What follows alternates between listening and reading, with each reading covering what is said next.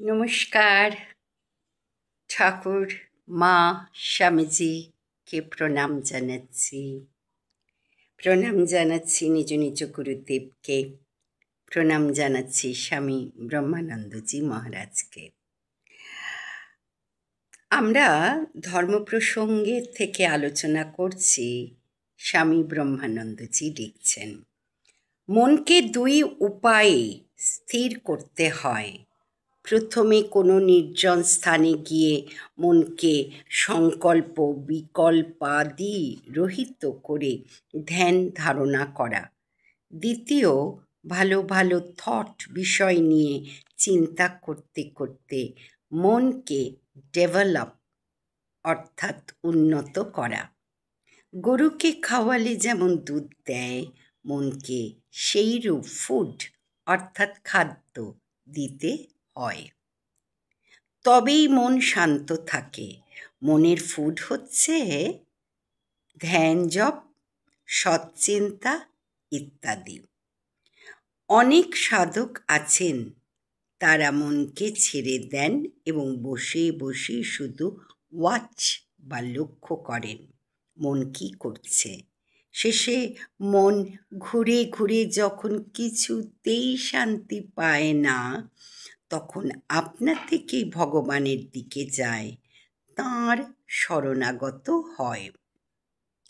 তুমি যদি মনকে দেখো, মন তোমায় নিশ্চয়ই দেখবে। অতএব সদা সর্বদা মনকে ওয়াচ বা লক্ষ্য করতে হয়। সাধনার পক্ষে নির্জন স্থান খুব ভালো। তাই মুনি ঋষিরা হিমালয় ও গঙ্গা তীর সিলেক্ট বা পছন্দ করতেন। মনের আসক্তি ত্যাগই ত্যাগ।